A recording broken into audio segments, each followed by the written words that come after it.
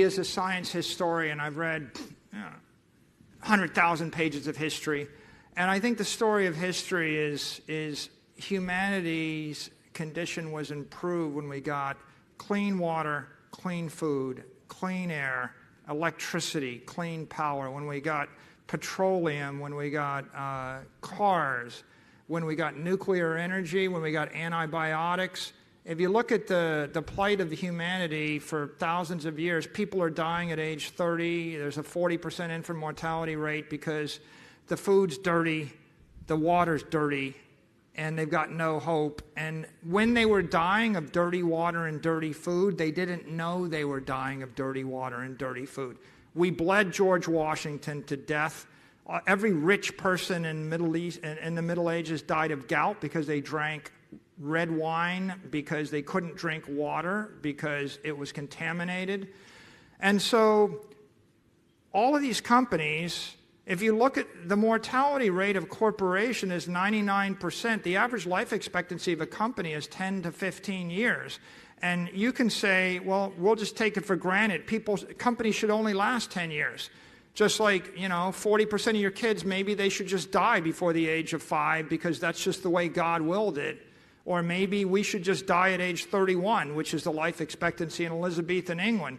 But the point is, they didn't die because they were genetically predisposed to die. They died because they had dirty food, dirty water, dirty energy. They worked themselves to death. And the best thing that ever happened to humanity was the passage of technology. So Satoshi put his finger on one observation. The observation is the money is corrupt and dirty and it's defective. And you want me to show you how it's defective? I tell you the story, 1,000 stories of people being murdered for their money. Every single story of Jews fleeing from authoritarianism. Every story in Germany of the Protestants, the Catholics murdering each other. Everybody that came to America, they came because they're fleeing for property rights. The entire history of the human race is littered with tragedy because people never had proper economic energy. A type 1 diabetic can't store organic energy. They will eat themselves to death. Fat is the way you store organic energy. Somehow, over the course of hundreds of millions of years, mammals figured out how to store organic energy, and they had fat cells. We as humans have not had the ability to store economic energy properly. We tried with gold. It never quite worked. I could give you 100 examples of it not quite working. I can give you 1,000 examples of hyperinflation dating back to 500 BC of money not quite working.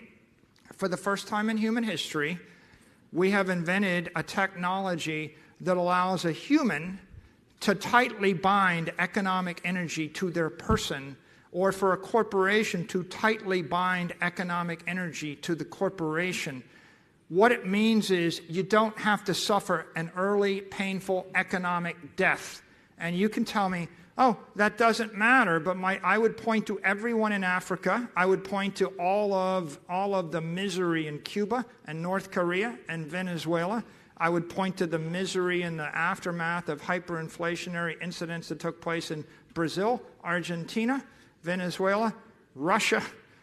I could go on forever. There are literally 100,000 pages. Read The Story of Civilization by Will Durant, and you will find 1,000 examples of currency collapse and economic misery. And this person, Satoshi, offered us this gift. The gift is you get to own your own money, and no one can take it away from you. You get to keep it. Right? You get to keep your life force. And what do I think will happen? I think that companies' life expectancy on the Bitcoin standard goes from 10 years to 30 years to 40 years to 100 years. And I think living longer is a good thing. And I think families' life expectancy, is dramatically increased. I could do the simple math for you. The half-life of money in gold is 30 years. Gold debases at 2% a year. 30, 35 years. The half-life of money in Bitcoin is forever. 0% inflation makes your money last forever. So I think that some people will not appreciate it and they won't get it. That's okay. You don't have to buy it. Lots of people won't buy it.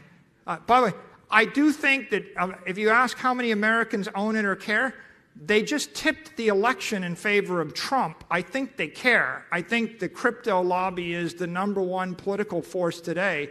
So I do think there's a lot of people that do agree with me. They do get it.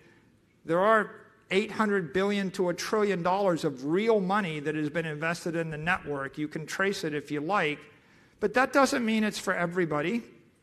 Everyone didn't install electricity in Florida, or sorry, air conditioning, right? Right, that's new. All sorts of technologies don't get embraced for 30 years, and this won't. But I would say clean money is just as important as antibiotics. It's just as important as fat. It's just as important as clean electricity, right? You know, so that's my answer to you. It's technology. It makes the world a better place, and I think that for 1 billion human beings that are destined to economic misery, for them it's the matter of life or death. You're not one of them, right? We'll stipulate. Lots of Americans aren't one. But drop yourself in Nigeria, where it's illegal to own the dollar, where the naira is going to zero, and then try to give some money to a person you want to help in Nigeria or capitalize a company in Nigeria, and tell me how you're going to do it. Because generally the answer is, well, we just don't. Everybody stays poor, every company fails, and all the economies collapse. And that's the same answer as a type 1 diabetic. We just don't. We just die. And, you know, I think insulin to a type 1 diabetic is Bitcoin to an African. It's a useful thing. Thank you. Thank you. Michael Saylor.